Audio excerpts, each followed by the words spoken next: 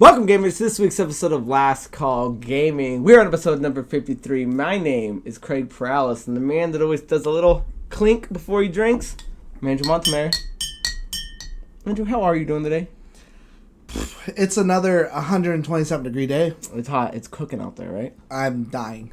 So, guys, as you know, we always drink beers around here. This one was actually submitted by my grandmother. I'm actually starting to get some real family support for this show, Hetty Steinley. And she picked out the Grand Canyon Brewing Company, the Sunset Amber Ale. Now, we've actually had this one before. I don't know if we did it with cans or bottles, but I remember liking it, and the first 3 sips are still running smooth. You like it? Yeah. It's hard to find a good Arizona beer. I think it's pretty good. I think your grandma only bought it because your inheritance is running dry, so she had to get you something while there's still money in the account. She knew what I liked, and she knew what to aim for. So, guys, if you do want to drink along with us, make sure you pause it. Go grab a beverage of choice. Jump back in. New drinking game I found that's kind of fun. I was playing this with Gino the other day.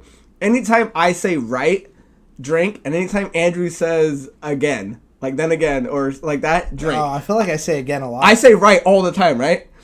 So, I don't know. If you guys find it funny, drink along, because we were doing it the other day, and I'm like, damn, dude, that actually is a pretty solid drinking game. And it just makes sense on a show about drinking and video games. So, more importantly, though, let's get into the video games. The Ubisoft Forward that Andrew and I touched on in our last episode that aired this past Sunday finally came out. It was about 45 minutes. You could watch the 3-hour kind of countdown that they did. They kind of showed off some games that they were playing beforehand, but I mean, the beef of it was the 45 minutes or so, and they showed off, I want to say, 6 or so games, a couple new ones, but mainly just new trailers and kind of a new announcements for what they have coming out. They started off with the Watchdog Legion, and they did the kind of, it was the fan-made, I wouldn't even call him a fan, maybe he's a professional in the business, but it was the original movie by Alberto Mielgo, and it was kind of that, you know, first they came after the foreigners, but I'm not a foreigner. First they came after that, and that alone was a pretty solid little movie. Yeah, what'd you think of the art style, the design style? I think that's something I thought would have been right up your alley, because we didn't watch it together, but I thought that might have been something we would have liked the most. I really liked it, and I actually thought that was kind of leading into like, okay, we're gonna do like a short movie or like a YouTube series or something like that. I didn't think it was okay. Yeah, this is just something we made for the event. Now we're gonna go on, which I mean that's fine within its own thing, right. But I thought it was going to be like some other sort of short. I thought it was pretty cool. Yeah, I didn't even think about that. That would have been cool if they did like a 3-parter, because kind of what the trailer shows is the person, you know, doing something, kind of getting caught, running away, running through the city, kind of showing what the open world's kind of going to look like, of what you're going to be running into, and then you finally are, you know, cops down and lights on you. And then, like, the taxi driver kind of swoops you up, and it's kind of showing the recruiting aspect of it, of someone joining your cause, and then taking you back to the headquarters. You find out he was a she, and it goes on there. I loved it. I was going to say, actually, I thought it was a guy until I think about midway through that short. She lands or jumps off of something, and you hear her go like, oh, like, you know, like a roll, and it's clearly a female voice. Yeah, because in the thing when he's like, you know, it's a guy's voice saying, you know, first I came for them, but I wasn't that. And then when the taxi driver scoops her up, he asks where we're going, and she says something. He goes, oh, okay, miss. And, you know, so it kind of switches over that.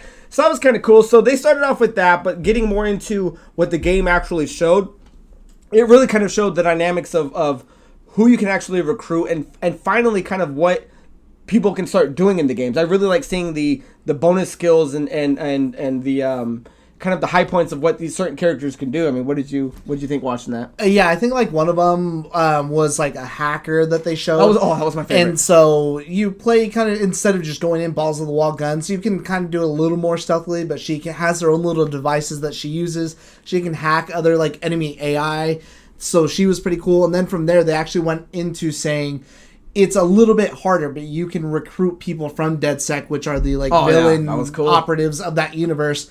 And you can get through areas just fine, but if you do anything that's like fishy or weird, they'll suspect you. They'll just end up killing you on sight or whatever. And then that kind of rolled over into the John Wick scene, which was badass. So it's pretty much like almost the movie scene from John Wick where they're running through the pool, the same songs playing. And my big thing about that was, one, that looked really good, and I hope that his combat works like that. I get it if not everyone does it, because he's a professional, but I hope it plays as well as that looked. I understand that not everyone's going to be coming at me one at a time like how the movie or whatever like that was, but just the fluidity and all the cool different things he could do and stuff like that. Because it wasn't just him shooting. It literally was like John Wick, like breaking people's guns, throwing them down, getting something else, shooting them in the head while they're on the ground before fighting someone else. Like, it was badass. Yeah, it was really cool. And they also showed the construction worker. He had like the nail gun. Oh, he was yeah, blasting people and shit. And because what they would do is they would show them start the mission. You don't want to do it that way. They'd rewind it back, show it start again. So it really is kind of showing you that this game can be taken off from many points of view, because there really is no, as far as I can tell, no main protagonist. It's you recruiting all these people and how far you can get in the game with them, whether or not they die. Because I think everyone has permadeath in this, so once they're gone, you've got to make sure you keep a team building. But just to show what the what the actual game storyline's about is, London has been taken over by it's a private army called the Albion, which is led by the CEO, this guy named Nigel. So he's one aspect of the game when you watch the the short scene of it, what he's doing, and then it's also ran by Mary Kelly, who is kind of the biggest crime syndicate in London, and she runs things on the dark web. So I do like there is kind of these two antagonists that you've got to essentially kind of go against. Yeah, and they're pretty different. Neither are above like killing people, because it does show the guy from Albion killing like the chief of police or something like that. Yeah, but then the Mary Kelly chick seems like she's more into dealing with like people's bodies, like that sort of black market. She even has people that are like slaves, and she put like something in the girl's, like taking them over. Something in the girl's neck that almost looks like it like a shocker or something like that. So that way, and she has other people that are just roaming around her house, like just cleaning and doing shit or whatever like that. And she specifically says like, oh, something about slaves or something like that. So I think it's pretty cool to see two people that are, both bad. Like, you have no problem killing them or fucking up whatever it is that they're doing, but they're on a different spectrum of, one's more about control through maybe political whatever, and she's just about taking it through that, deep dark place. Yeah, and I think that's really cool, because I'm curious at the end if they're actually going to be someone that are on the same team, give or take or not. But I like that it was showing the more futuristic side of it, because once they started jumping on those big-ass kind of man-flown drones, I was like, I cannot wait to jump on that. And I got to say, this trailer I was already looking forward to Watch Dogs Legion, even though I know Watch Dogs, to most people, maybe isn't the best series to jump into. I really like number 1. I played number 2, I never beat it. Number 3, did this make you want to play any more or any less? I think I'm ready to jump into this one, because I got 1 when it came out, and I kind of thought it was a little like, it was cool, but it was okay. I wouldn't call it great, and I skipped on 2 just because 1 just was really like blah. Right, and 2 is supposed to be the superior one compared to the 2. So it's like, I hate that 1, because I liked 1, but yeah, it says that 2 we didn't get to play. I think what's weird, and maybe kind of a weird comparison to make, would be 1 for me was more like, I think, Grand Theft Auto, what it tries to be, but it didn't accomplish it as far as like seriousness and all this goes and everything, and setting that tone, where I feel like this one is still serious, but it's more like a Saints Row approach, because you even have like that old lady that kind of does whatever. There's that Helen or something. There's that one guy who just gets like drunk, so you can't even like use him at that time. He fucking passes out. And so that's the thing, is I don't even like Saints Row, but I feel like this is maybe a better version without of the goofiness. That I can take it and stand it. That I'm actually pretty psyched for this. I think it looks great. Yeah, I'm looking forward to, and it looks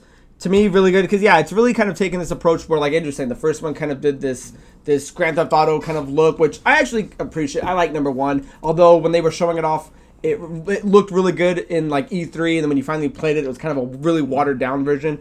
But it looks like it is coming into like a more stealthy tactic version of what Ubisoft's trying to do with this series. So with that being said, anything else you want to add on that? I think the release date for that now is on October 29th, and they did announce that it is going to be on smart delivery for Xbox, so you will get that upgradable version to the next Xbox.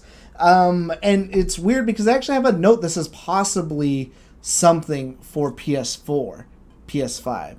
Possibly. So that's not set in stone, and I don't know how something like that wouldn't be. Or maybe they're still working on a name to call it. Maybe they do have something in place. Who knows? Something not named Smart Delivery? Yeah. Yeah. Part delivery?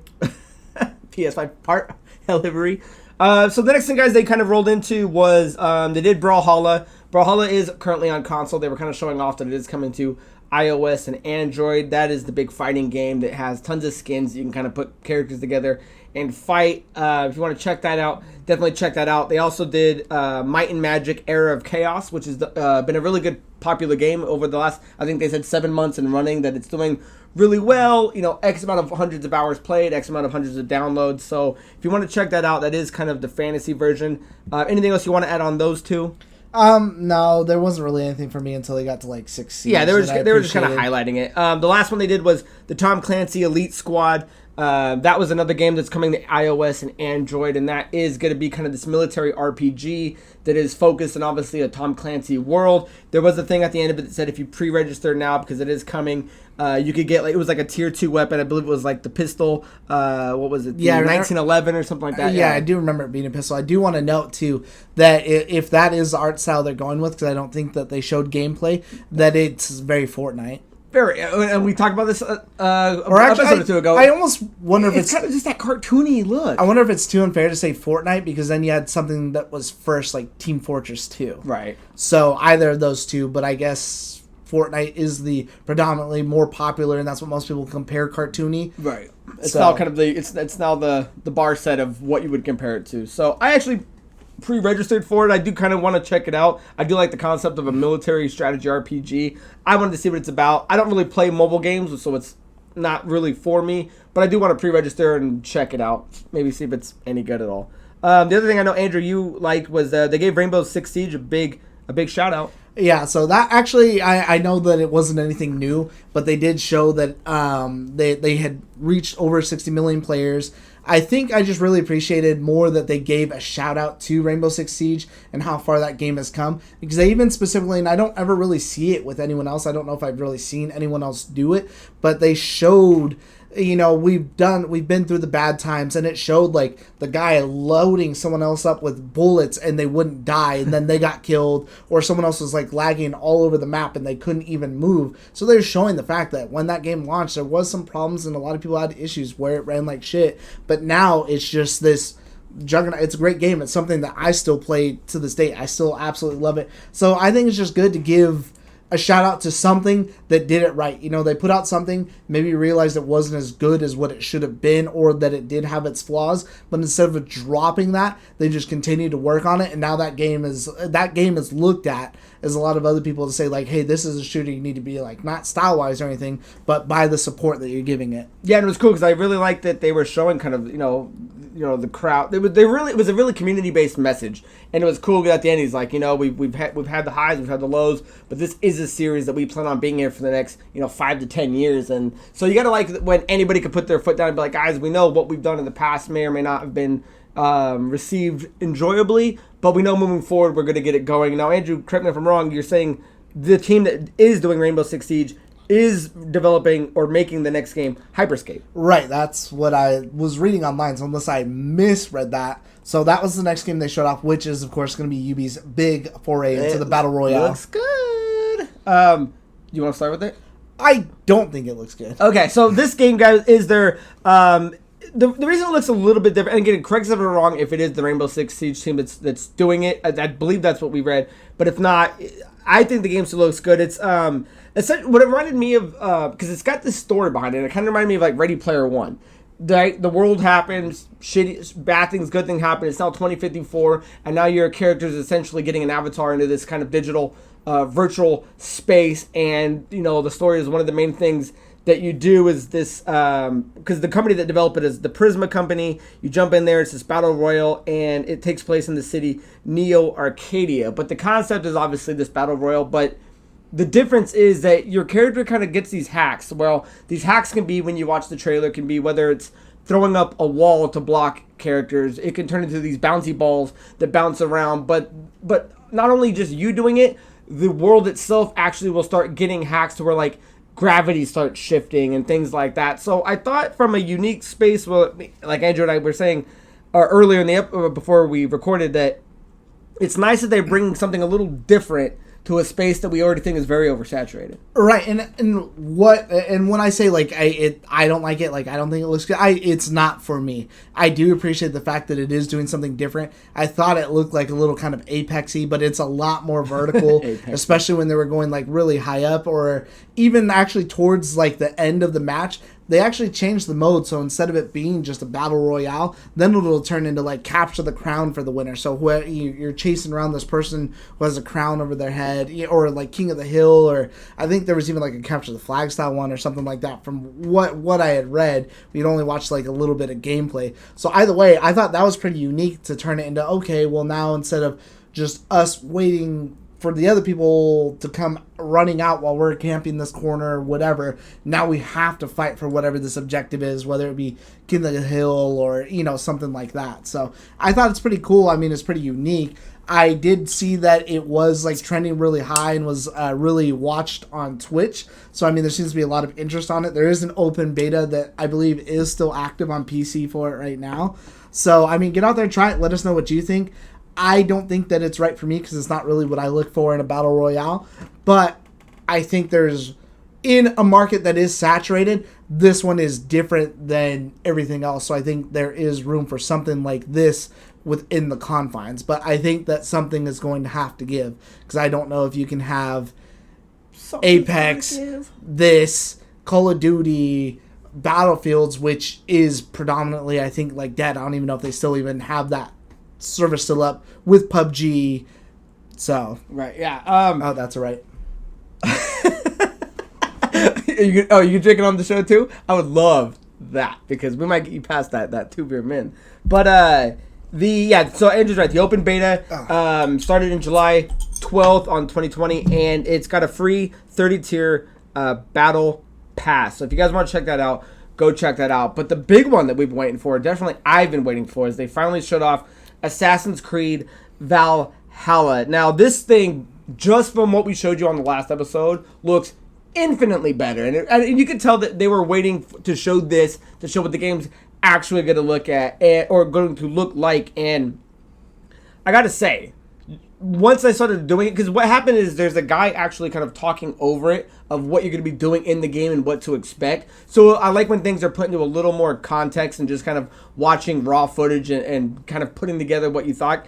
It's really clear that the combat footage or the combat system has been reinvented. When you're watching these Vikings do what they got to do, the combat looks completely same, but at the same time original. And I mean, I'm looking forward to that as part one. Yeah, so the part that they showed, it was more like a raid, and then you coming in, you're on the boat and everything. It was actually different than that late gameplay that we talked about last week. They actually, I don't believe, showed that until post-presser afterwards too. But there was also some other stuff that came out about it too. So in another side thing that someone was talking about, you can actually switch between Ivor's sexes, Ivor or Ivor, or however you want to pronounce it. So you could be male or female at any point during the story. I think that's what the Animus button was that we were talking about last week. I think that's what it is to switch them out. Maybe, or yeah, who knows? So I mean, either way, I think that's kind of cool for people, like, especially.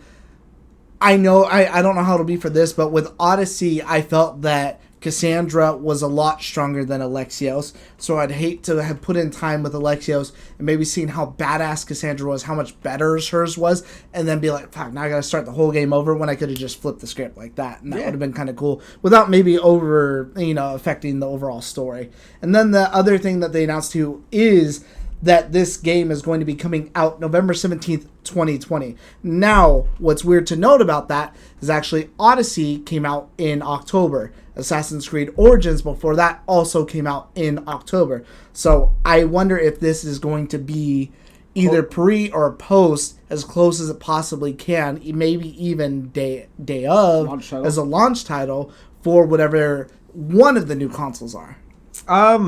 Yeah, I mean, why not? Why? I mean, that's to assume that the consoles are going to be coming out on time, right? So if the consoles are coming out on time, then sure, and that would be a release game or launch game. But I don't think November 17th, I don't necessarily think that it had anything to do with the titles or the system drops.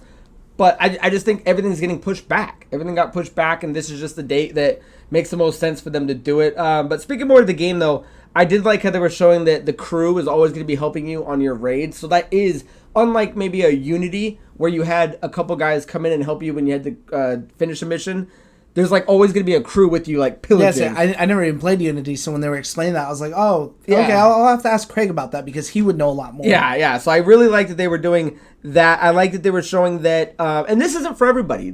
One of the main things is when they're conquering these kingdoms. Gotta remember, the Vikings are raiders. Outside of how they want to pitch it, like farmers. Yeah, they kept saying that they're just people looking for like a safe space and something to inhabit. It's like, no, you're killing everyone. They're just farmers space. and whatever. And I'm like, no, I'm fairly certain they're not. And then as I'm watching this too, it's very clear that you're not. Yeah, so they were showing that you actually going to start building up these towns, and they were showing this new alliance map. So depending on what you do during the game, this is kind of going to be your court of where you start seeing who your alliances are and things like that. So that was pretty cool. I liked that they were showing off how all the new enemies, they were saying this is, I think it's like 25 new, well not new, but unique archetypes of enemies, the biggest in any Assassin's Creed game, and every enemy is going to have a direct weakness that you got to kind of utilize, because the cool thing that they were showing is that, like I was saying earlier with the combat being reinvented, is now that you have like that Viking whip that was going on that she was hitting with, the new stun mechanic, the new concept that you can dual wield with any weapon, whether that be from hammer to like sword to two shield, shields, yeah. 2 shields just ducking it. So it does it pretty cool. And I gotta say, I think in the last episode I was kind of criticizing the fact that we're losing the concept of what it originally was as a stealth game, being now more of an action RPG.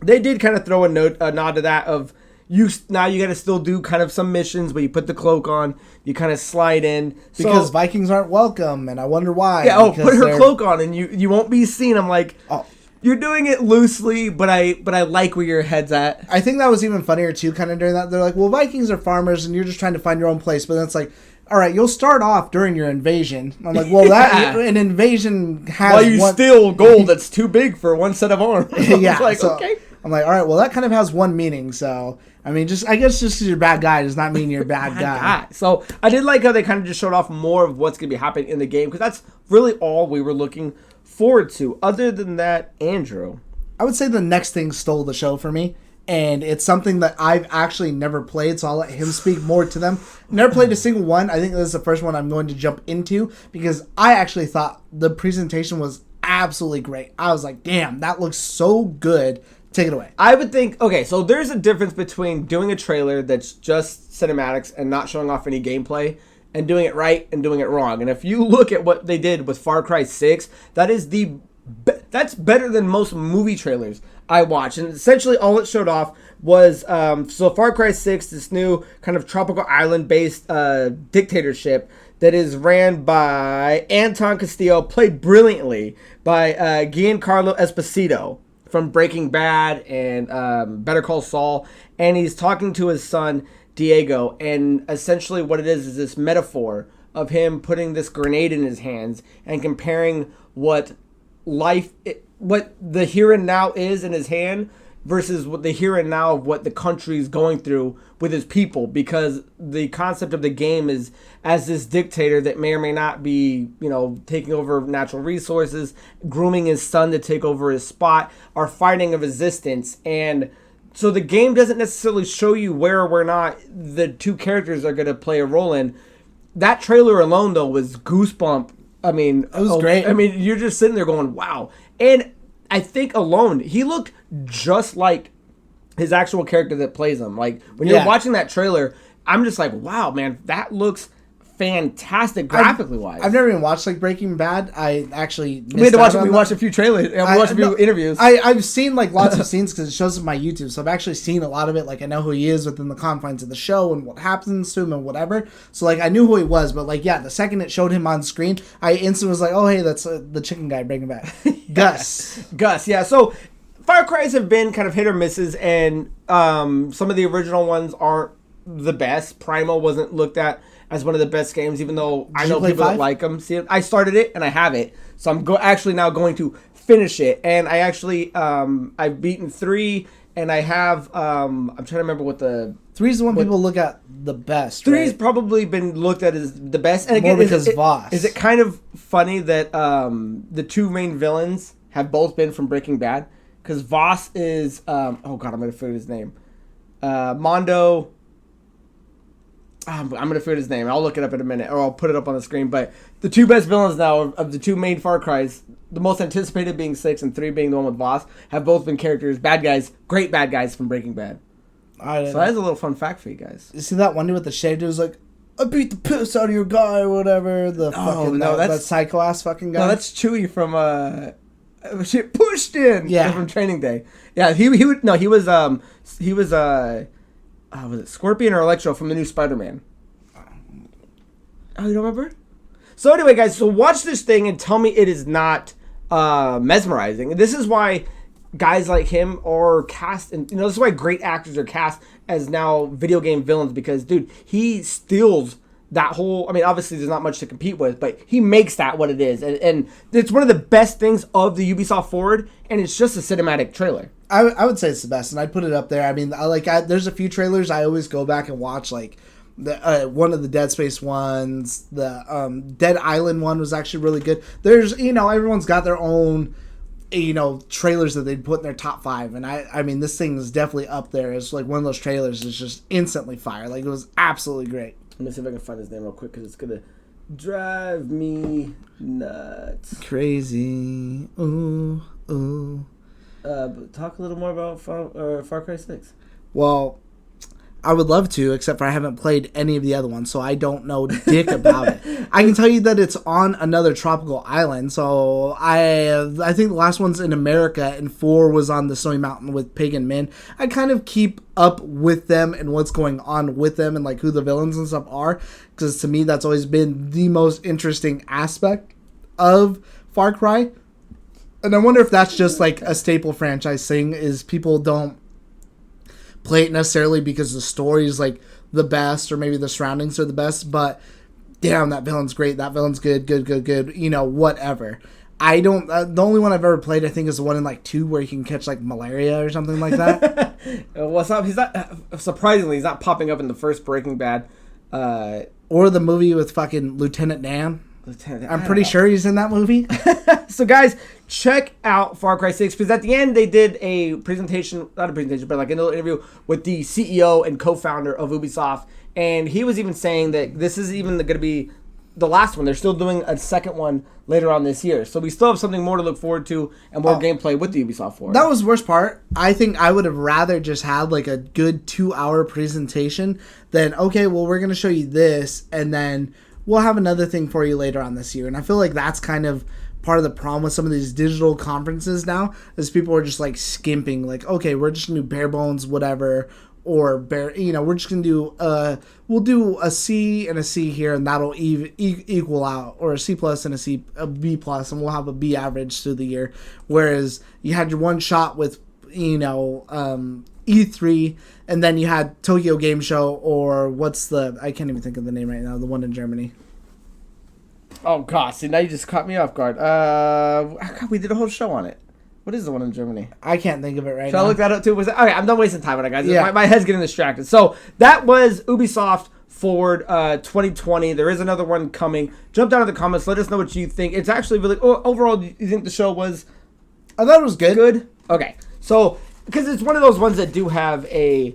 like people talking throughout. I mean, people reintroducing people, because it did have some interviews. There was some other stuff, even when you watch the Assassin's Creed Valhalla, of I believe she was a scene designer. Yeah. And just kind of giving some behind the scenes stuff on that. So it did have a little more than just showing off game trailers. But the next thing, guys, we want to talk about is Andrew just got his hands on the new Paper Mario Origami King. Actually got it early. Yeah, that comes out tomorrow. So Andrew got his paws on it today. What are your initial thoughts on that? Actually, I'm really liking it so far. It's very, very colorful. It keeps that heart of Paper Mario. The comedy is there in full spades. Like, I love talking to people, reading the lines, exploring, because it's just absolutely funny. But so far, I'm kind of finding I like the idea of the battle mechanics. Again, I'm only like a few hours in because I just picked it up a little while earlier, so far in the battle mechanics, I don't mind they have like a rotating wheel now, so the enemies either they're like in a line with each other, or they're in like a separate group, but it seems like there's no reason to fight them other than you're getting coins, because there's no RPG to it, in the sense that you're leveling up anymore. So one, I haven't really found what to do with these coins yet because I'm not that far in. But two, I don't get the idea of just not being able to level up. So I don't know if my health is going to go any higher or if that's what it's staying at. I've done, a handful of battles. I haven't really been hit. I haven't been hit once yet. The enemies haven't had a chance to attack because it's just me shifting whatever and then doing whatever. But again, that could all be training, and it could just be harder later where it's a lot more different. But so far, that's the only thing that I think is lackluster, which I think really sucks because I think the RPG mechanics, the last one I played was 1,000 Year Door, but even so, they had like Bowser's Inside Story, the Luigi Mario, even Mario RPG. That's what makes that game so fun, is you're thinking about it, you're doing all these things, and I get solving the puzzle, but then after I solve the puzzle and I just jump on a line of Goombas and kill them all in one hit, I'm just like, okay, well, that's kind of whatever. The only thing really keeping me going is so far, again, I'm actually liking the story. The music's great. It's got lots of cool throwbacks to other Marios. And I actually love the whole, like, our Oragami perspective is, like, that being the villain and the enemies are all, like, turned into origami and stuff like that. I think it's a really cool idea. I think that if this battle was there, I would be a lot more into it. So Gamescom is the one in Germany that we think, and Michael Mando. I'm sorry, guys. That was driving me nuts. Michael Mando is the guy that plays Voss and from Breaking Bad. So, Andrew brought it over. We cracked it open, put it in, and there's just, this game is absolutely stunning from right when you open it. It is beautiful. Because you started off with, Mario and Luigi cruising down with their cart? Their go-kart. Yeah. And it looks fantastic. I love that. That's one of the first lines is Luigi, I'm going to go park the cart because I don't want to tip the valet. Yeah, it was fantastic. And again, this goes back to their playful banter that they have in these games like this, that Mario does do a lot of these kind of inside little jokes that kind of roll over. And it was fun to watch the new battle system. I've never played Sticker Splash or whatever the Wii U one was. I think the Sticker Star and Color Splash are the other two. Yeah, I'm hearing that this looks kind of like a repackaged game of that. I'm not sure. We can look at it. The fighting system doesn't look bad at all. It looks unique. It looks fun to kind of figure out the puzzle that's based on a time system and then actually do your attacks. What we're really missing out on, and I think at the heart of what most people are finding dissatisfying about it, is the RPG mechanics are just completely gone. There is no more level up system, and it's just, why make an RPG game based on it's one thing to change it, but it's an RPG title by name that this is what it's done since the conception of Paper Mario. Why would you get rid of the core mechanic? Especially when that's the most popular one. So if there's one thing I hate when there's like an RPG game like that where it's not worth it for you to even bother fighting the people. So again, so far I don't know if this is what it's going to be, but another, I guess like an example would be like Final Fantasy VIII. I know that's like a beloved title, but the enemies scale with you, so it's realistically better for you to stay at a lower level. Same thing with, as much as I love Oblivion, it is better for you to beat that game at a lower level and just avoid fighting. Like, there's no point to it because the enemies are just going to get harder, whereas you can just get overpowered stuff at lower level and then just clean house through. There's no point to even leveling up. Yeah, but, it's, other than that, though, because again, like Andrew's saying, maybe it does adjust itself and later on you can play it and it's going to be fine.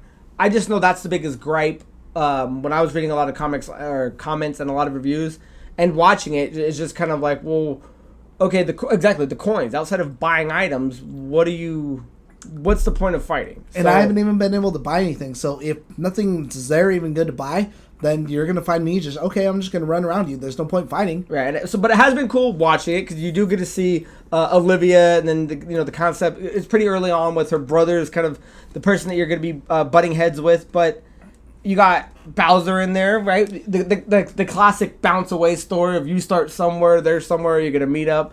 It looks good. I do want to play it, but I think Ghost of Tsushima that came out same day, I think that's going to take my main lead. And Andrew, I think you're going to finish. Well, you should hopefully have this done by next week, and then we can kind of review both. Right, yeah. No, and we're going to have the Xbox show next week too. So yeah. So so far, everything else is a saving grace of it, because I'm loving every other aspect of it. Right, dialogue, color, the way it looks, the way it moves. I just need to see more of this battle system and see where it's going before I can really make a judgment, because everything else is absolutely there that it's just hard for me to fathom why this one section would not be good. Yeah, and it sucks that they took away, again, to me, I would think the heart and the core of what these Paper Mario games are, is the RPG. That's the weirdest part, is because it makes sense to me that figuring out the combat and how your game is going to play to what's going to keep people interested. Obviously, the other one's all a 1,000-Year Door RPG again. Take a drink again. Have the higher scores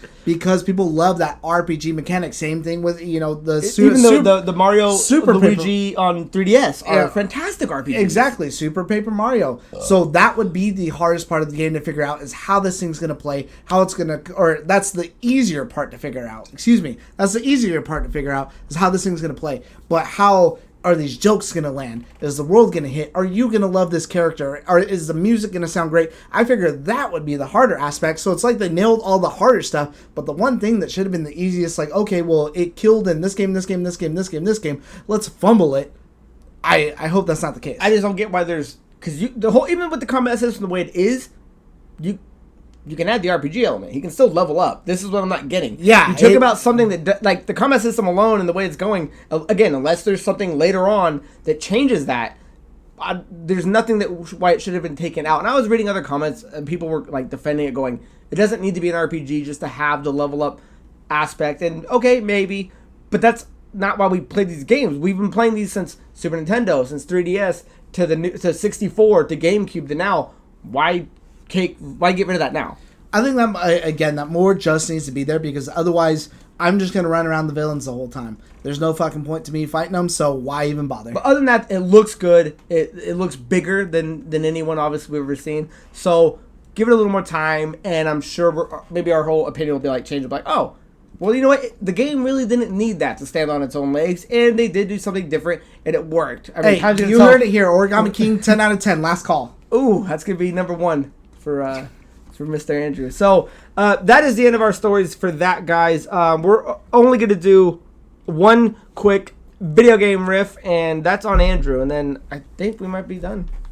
The one riff that I had today, and this was actually directed at The Verge because there's been lots of speculation about it, but it's come out, and it just says Microsoft representative reached out to them. So who in particular said that, not sure. But the Xbox One X and the Xbox One S, all digital versions are discontinued. They will not be produced anymore. The only one you'll be able to get now is just the regular disc-based Xbox One S. So that's coming ahead of whatever's next week. But Aaron Greenberg announced on Twitter that he said he's seen some weird expectations from people out of next week. Next week is going to be solid games only. So for the 1 hour, whatever, that they do their show for Microsoft, it is only going to be games. He said you're not going to see a price there. You're not going to see any hardware there. So the only reason I could think to cut out this stuff is because it is too equally priced or too close to the other hardware that they haven't announced, which is the rumored Lockhart, which would be the digital, assumingly digital version of the Xbox One X. So either way, I think that's more what everybody wants to see, more than games, more than anything else right now, is what are these things going to cost? And I mean, really, that's kind of it. So who knows? Yeah.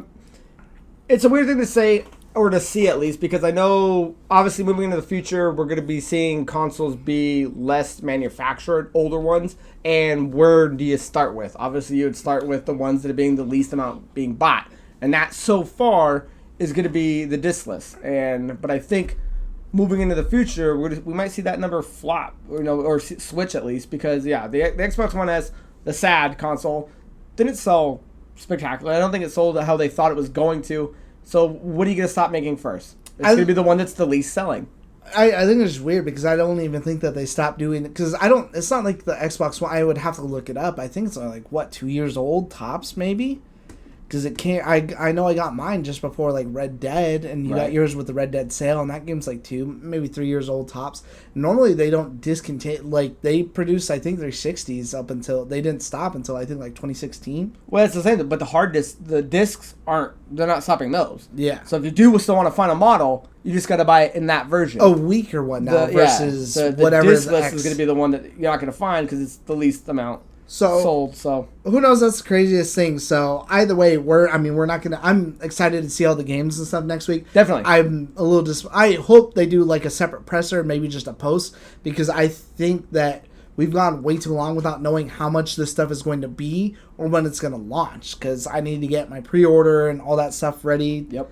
I guess on top of that, since we've got a little bit of time, the other thing they announced with that, Phil Spencer came out and said that they are going to try and make all Xbox One titles that do not require a Kinect playable on the One X day one. Yeah, there you go. And so, I mean, that's better than PlayStation's. First it was 100, then it was the top games. Now it's most games, whereas I can understand why you can't get the Kinect-only games to fucking work. So, with that, I don't have anything else. So, no more risks for me, guys, and we do not have any more questions for this week. So, guys, if you do want to make sure you follow us on all the social medias, on Facebook, on Instagram, Twitter at LastCall, PRODZ. Send questions on YouTube comments or at lastcallproductions@gmail.com. That is it for the end of this episode, guys. The Ubisoft Forward, there's another one coming, and the Paper Mario early reviews. Next episode I'm really looking forward to because we're going to have more on Ghost of Tsushima. Andrew's going to have a bigger detail on Paper Mario Origami,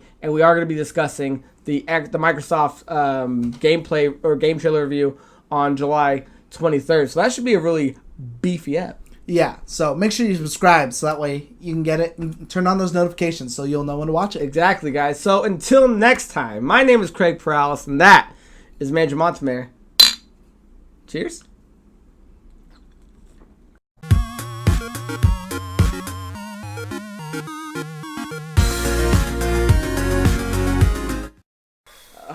No, because you had talked about that one before.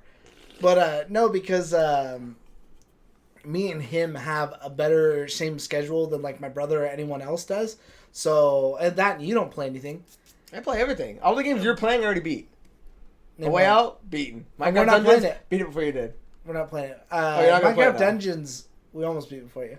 No, you did. We were close. We were done when you started. But no, we made it to the end of that, and I was like, okay, cool. I might actually try this on the Apocalypse mode. But then it's like, all right, beat this again on Adventure. I was like, go fuck yourself. No, I'm not doing this you gotta- 3 different fucking times. And I have a hard time doing things like that. No Like way. 4 different for me. repeats on a thing just to get to the next thing. I was like, but overall though, a little short. I think it's only like what 7. I think it was a little 12 short for how much maybe? DLC is out there for it. Yeah, but it's not for free. I know, that's what I'm saying. Is that why wasn't that part of the story for how short that game is? Exactly. That's my thing. But I had fun with it. I thought it was great. I thought it was cool. Really grinding my chair here, bro. The whole time we were just talking shit about like, because it started off too like I was getting all this good shit. I was getting wolf armor. I was getting all this and that, and he wasn't getting a fucking goddamn thing. And so I'm like, oh, hey, too, check out my armor. So that's always what we do is we always try to brag how much better the other person is. No, that's how me and Gino were. And that's how we started out. I think I had a lot better stuff. And then at the end, he ramped on me. Until then, I started getting my soul shit. I had my beam and my fucking soul armor. Even still towards the end, like, because I got that one armor, I was actually better than my brother who was a higher level. Because it was brick shitting house. And then, like, I would go to ride them and, like, dude, how am I supposed to beat this if you guys are always on the fucking floor? Like, just talking shit the whole time. Like, it's not our fault you got the fucking one armor that prevents half the damage in the game. Dude, that 35% reduction. With is the insane. 30% chance to negate damage, too. And it was like a 50% soul gain or something And like that, I where would all my abilities were based. I was like, dude. And I throw down a fucking totem on top of me too while I'm just wailing away on fucking everybody. So, no, I had a lot of fun with that game. Yeah. And then lately too, we developed this new thing where we call... I don't know if you'll recognize the name, because I don't know if you've seen the movie, but it's only from one movie. But we call, like, all NPCs just shitty enemies and stuff. We call them Stavies now. Stavies? Yeah, because we were playing... I don't think I ever told you, dude. We were playing when we were playing Ghost Recon Wildlands. Like you're in South America, so you're doing all this shit, and the voice acting on that game is bad. I hear you. And sometimes, like the enemy will be there, and they're randomly just going like, like humming, just like exactly as I did it right now. I was like, dude, was this guy warming up his voice? And like, okay, that was a good take. We'll use that for the game. You get a Gregorian chant going. So we call them. We just started calling them all Stavies now. What's that from? What's the Stavi name mean? The Ringer with Johnny Knoxville. Have you ever seen that? Like in 2008 when it came out. But his gardener that cuts off all his fucking fingers, like, he's just so unimportant to the story, but he flows the story. Mm-hmm. So he's like, he only has those two. He's like, it's okay, I don't need my fingers. This way, when I pick the flowers, I don't crush them. Oh, oh God. Because then when he goes to leave, he's like, all right, kids, to give him Stabby goodbye, and they all go like that with their hand. And so just all the enemies now, we call everybody Stabbies. Nice. Little Stabbies. There you go. There's something to pick up in the world for you. But, Butter. I actually really enjoy that game. Like, I'm actually kind of glad it wasn't longer in a way, because I was looking just to smash something like kind of quick. Yeah, I wish it was a little bit longer though, or the DLC was free. It's only I know it's only like $5 or something like that, at least for the one until the other one comes out. I think achievements have ruined me, because if there was achievements for that DLC, I probably would have bought it, but because there's not, I did not. There's no achievements for it? No, the same way. Oh, but it's gonna help you raise your level up faster and get more. The same way there's no achievements for fucking that new Mortal Kombat DLC that came out. Nope. I was like, all right, cool. Well, I'll just watch this on YouTube. As much as I love Mortal Kombat, dude, achievements have fucking ruined me. Even on Dark Souls.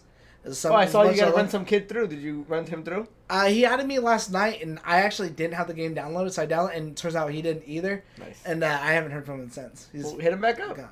But I he's the last call follower. I double checked to make sure I didn't have it. I had a character, because I was like, fuck, man, I don't know if I want to run through this game all over again or start a fresh character. So I have a character who's on New Game Plus. Is that not burping beer? Maybe that's what happened last time we checked this. I remember pulling aside and be like, dude, I'm burping up a storm. So I have a character that's on New Game Plus, so I take more damage and the enemies have more health.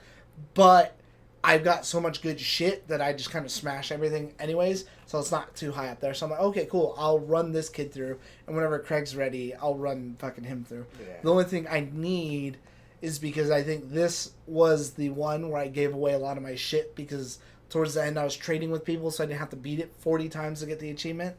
I gave away a lot of my really good shit. I kept some of it. But, all the really good shit. Now you're shitless. What about you? What do you about? Oh, I'm actually really looking forward to Ghost, baby. I've been Yakuza 2 on Ghost, baby.